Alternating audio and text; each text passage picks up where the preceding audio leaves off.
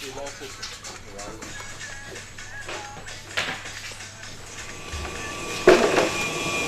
qu'est-ce que tu nous prépares de beau là?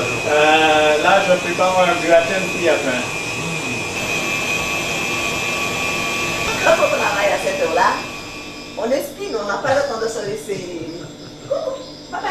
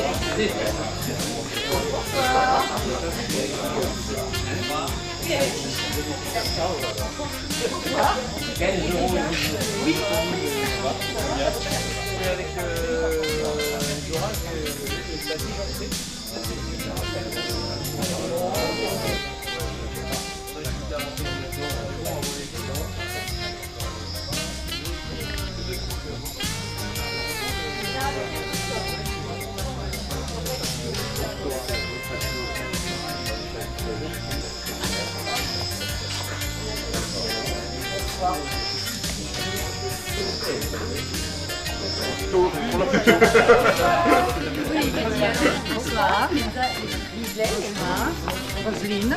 Bonsoir.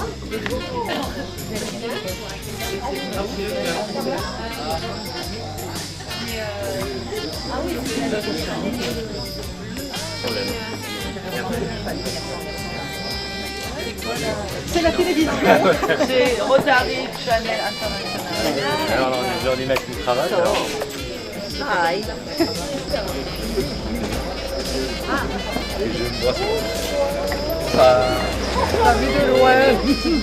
T'as vu de loin. Bien, toi, Les princesses du Canada. Bonsoir, madame. Bonsoir, monsieur.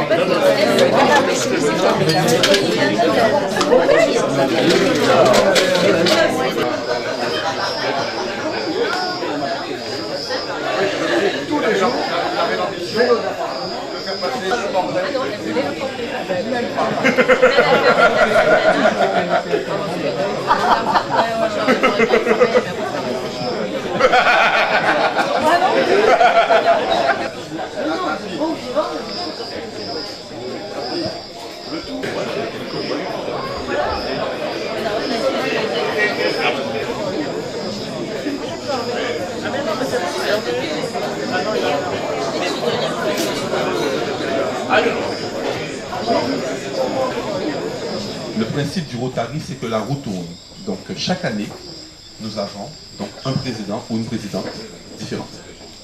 Donc c'est vraiment un apprentissage donc, de passer la main, passer à chaque fois le relais, pour que l'autre puisse faire un peu plus que ce qu'ont fait ceux qui l'ont précédé. Donc Lislaine, sans plus tarder, je te passe le micro afin de souhaiter la bienvenue à nos invités. Merci Camille. Bonsoir à vous tous. Merci Camille. Je vous remercie beaucoup et également tous les sponsors qui nous ont aidés à faire cette manifestation, ce dîner-débat. Je remercie également M. Frémé de venir nous porter un éclaircissement sur la franc-maçonnerie. Et je ne reste pas trop longtemps parce qu'il faudrait que je passe la parole à M. Frémé. Ah, pardon. Ah oui. C'est passer la parole au protocole. D'ailleurs, officiellement, le protocole chez nous, donc c'est pas moi, c'est ce monsieur qui est en train d'habiter la jeune fille à côté, qui est monsieur Harikam.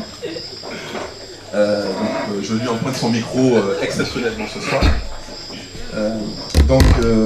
Tout simplement pour dire qu'on va passer la parole à d'abord Georges Humann, Jojo, qui va, puisqu'on est quand même chez lui, on ne donne pas chez lui, donc qui nous souhaite un peu la bienvenue. Messieurs, dames, bonsoir. Mes premières paroles seront tout d'abord vous remercier d'avoir honoré l'invitation des Rotary Club de Marie-Galante pour participer à ce débat. Le refuge vous remercie sincèrement pour cette participation. Aussi, nous devons vous dire que le Rotary, en quelque sorte, son but essentiel, c'est de servir.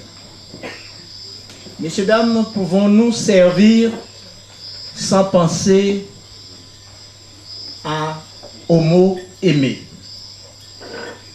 Non, je ne pense pas. Donc le rôle du Rotary aujourd'hui, c'est de servir. C'est pour cette raison que l'amour qui se dégage en nous nous a permis de vous réunir ce soir en pensant que vous aussi vous partagez cet amour puisque vous avez manifesté et tous par votre présence et votre contribution. Pour compléter donc les propos de la présidente sur nos généreux sponsors, déjà féliciter l'initiative donc de Jean-Pierre Roca, puisque c'est grâce à lui que nous nous retrouvons ce soir autour de cette table. Jean-Pierre, voilà Jean-Pierre, c'est lui là, le jeune homme qui est encore debout. C'est grâce à lui qu'on se retrouve donc autour de cette table. Mais voilà, Monsieur Dahomey qui nous fait le plaisir donc, de sa présence parmi nous. Pendant que M. Dahomey s'installe, je profite pour remercier vraiment les sponsors. Je crois avoir vu M. Dominique Thierry de la distillerie Biel qui a participé donc au petit apéritif que nous avons eu. La distillerie Péalaba, Ned Renault et Sonia, je pense qu'ils sont présents aussi d'ailleurs, je crois. Le refuge, bien sûr, qui nous accueille. Le Soleil Levant et l'Inbad. Little Marcel, voilà encore une entreprise qui nous aide beaucoup, qui aide beaucoup l'action du Rotary à Marie-Galante. Little Marcel.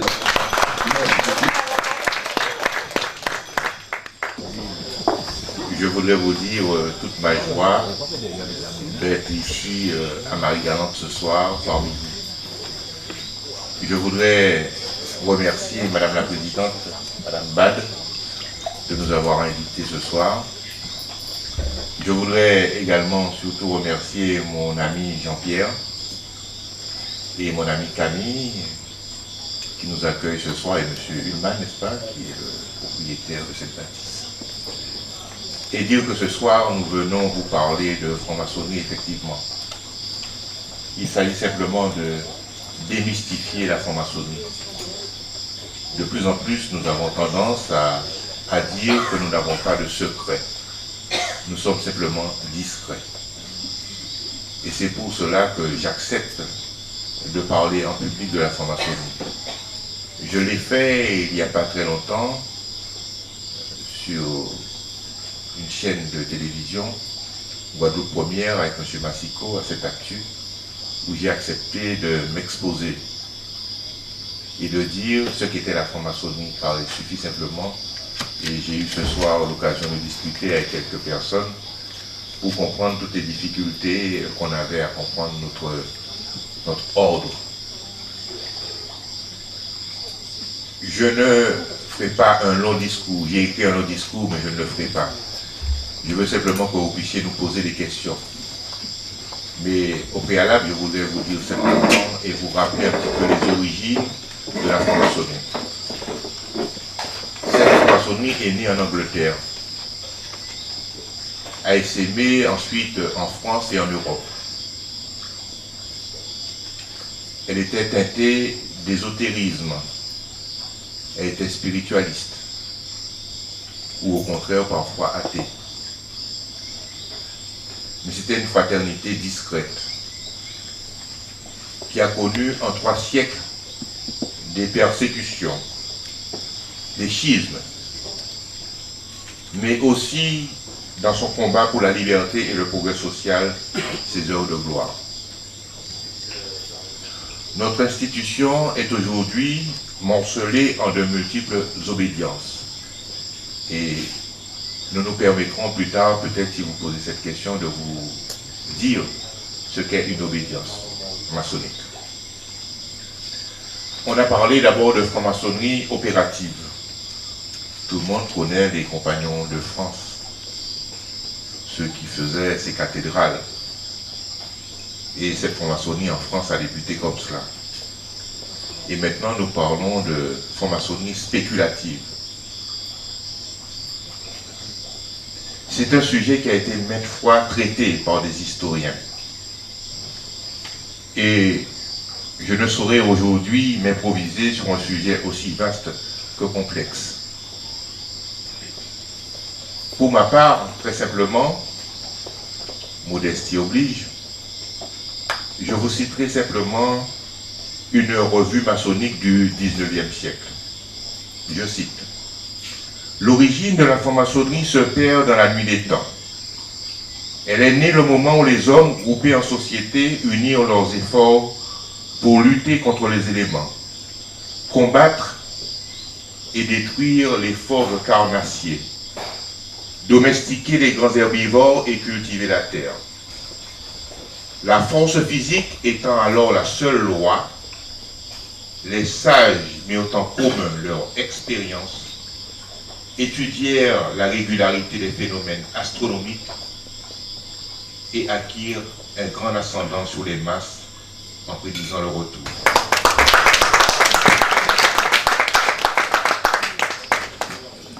Mesdames, Messieurs,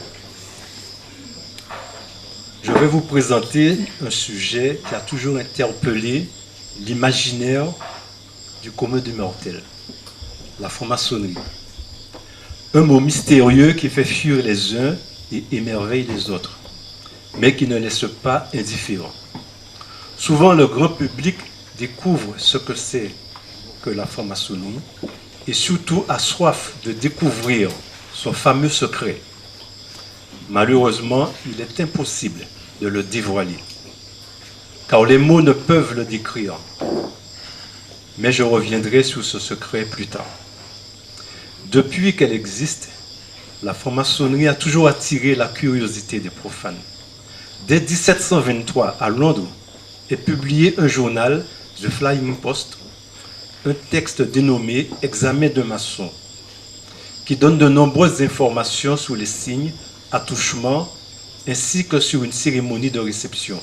En 1730, Samuel Prichard, un ancien maçon, publie « La franc-maçonnerie disséquée », un rituel pratiqué par la Grande Loge de Londres.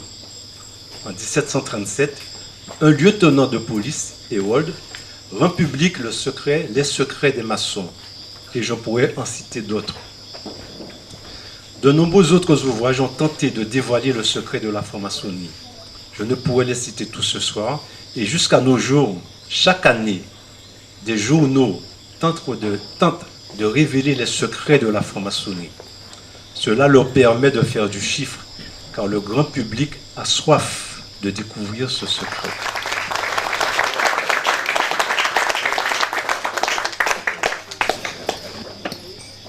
très illustres frères Alex et Christian, et vous tous, mes amis du Rotary, je vais apporter ma pierre à l'édifice. Si j'ai bien compris, la franc-maçonnerie est une institution philosophique, philanthropique et progressive qui a pour objet la recherche de la vérité et la pratique de la solidarité. Elle travaille à l'amélioration morale et intellectuelle de l'humanité. Ses principes sont la tolérance, le respect des autres et de soi-même. Le racisme n'a pas de place en franc-maçonnerie. Sur un plan métaphysique, les obédiences, Grande Loge de France, Droit humain, Grand Orient de France, laissent à tous ses membres une liberté absolue de conscience. Par contre, d'autres obédiences, telles que la Grande Loge nationale française, la Grande Loge nationale régulière de la Principauté de Monaco, la Grande Loge unie d'Angleterre, la Grande Loge unie d'Allemagne, font l'obligation à ses membres d'avoir une croyance en Dieu, au Gadlu, c'est-à-dire le grand architecte de l'univers.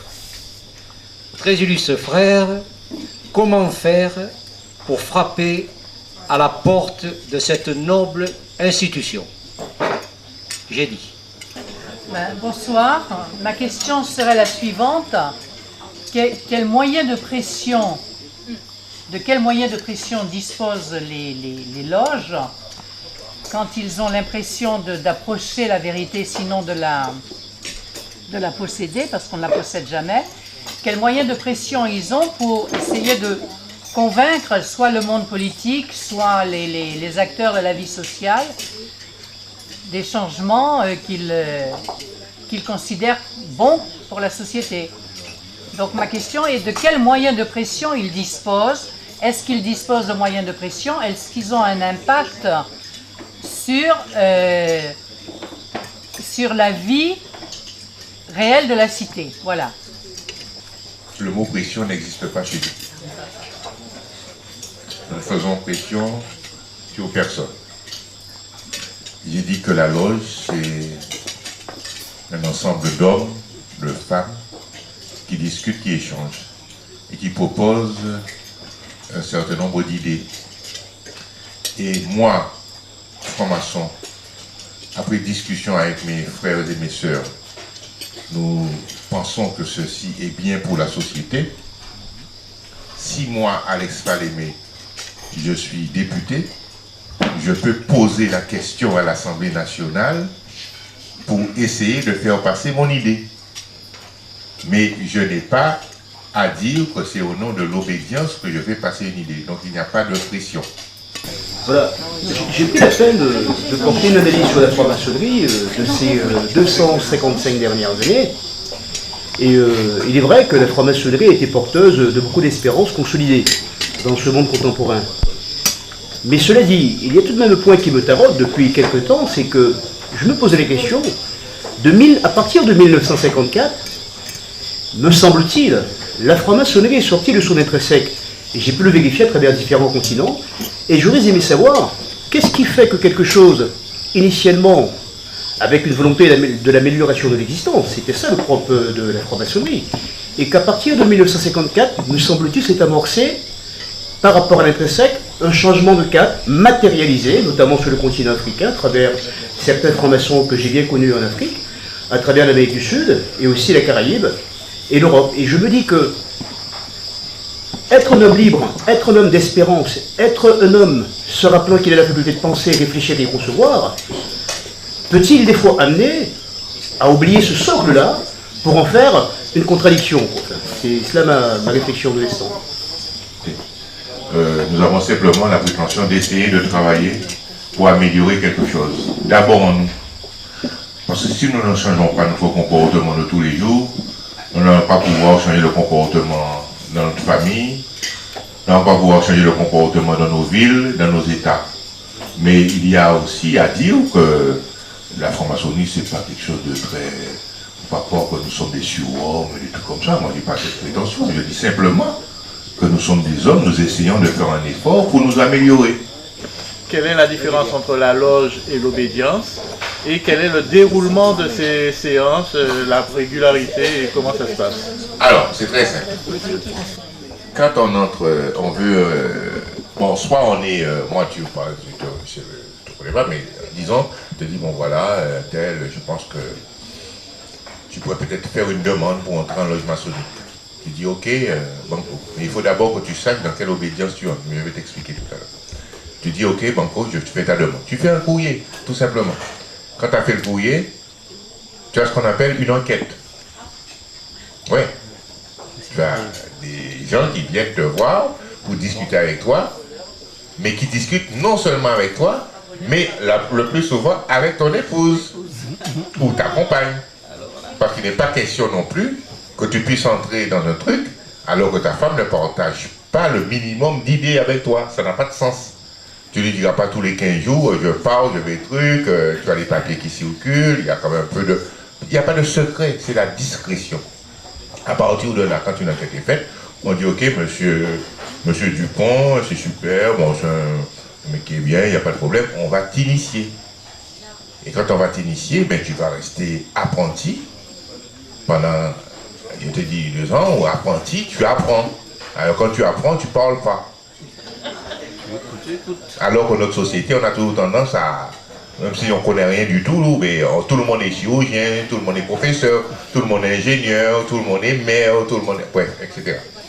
À partir de là, tu seras compagnon. Compagnon, c'est-à-dire que tu apprends ton métier et ensuite tu seras maître. C'est-à-dire que quand tu es maître, tu peux former les autres. Et ensuite, après ça, il y a d'autres choses.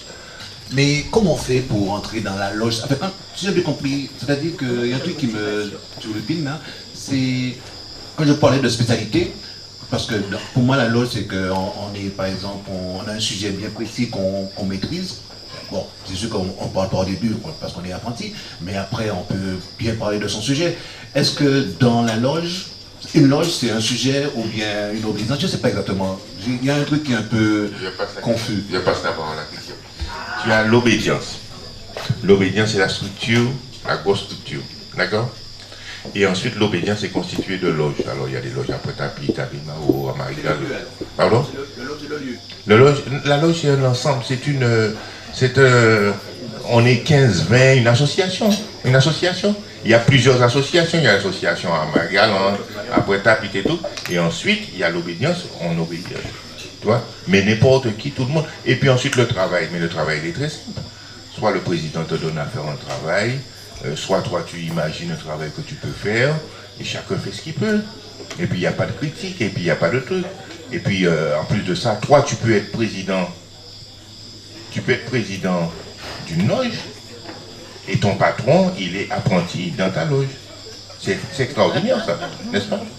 Je voulais savoir, vous vous financez comment en fait, votre mode de financement? Cotisations annuelles qui ne sont pas aussi élevées qu'au Rotary. Rotary Marie-Galante ou Rotary la Guadeloupe? Vous avez intérêt à payer. Et si vous ne payez pas vos cotisations, de toute façon, le président va vous convoquer, il vous dira, comme dans toute association sérieuse, une lettre recommandée, écoutez mon cher ami, désolé, mais par contre, si vous avez des problèmes financiers, vous ne pouvez pas payer, nous avons ce qu'on appelle un tronc, parce qu'après chaque réunion, nous mettons de l'argent dans un tronc pour pouvoir secourir nos frères en difficulté et secourir ce qu'on appelle l'orphelinat maçonnique. Parce que quand il ne s'agit pas de dire simplement qu'on est franc-maçon, il faut admettre que quand un franc-maçon disparaît, il laisse bien souvent une femme avec des enfants, une franc-maçonne avec des enfants, et qu'il faut les aider. Donc ce sont nos pupilles. Donc nous avons notre orphelinat et nous mettons un tronc de côté pour pouvoir les aider à poursuivre soit leur étude, soit s'insérer dans la société. Et nous avons ce qu'on appelle le tronc de la veuve, on n'a rien à cacher, qui permet d'aider des frères qui ont des difficultés sur le plan financier. Donc on ne vous exclut pas parce que vous ne payez pas, mais on va vous exclure si vous avez une grosse BMW, un gros bateau et que vous ne pouvez pas payer 200 € par année. On vous dira non mon cher ami, ça va pas. Nous sommes en 2011.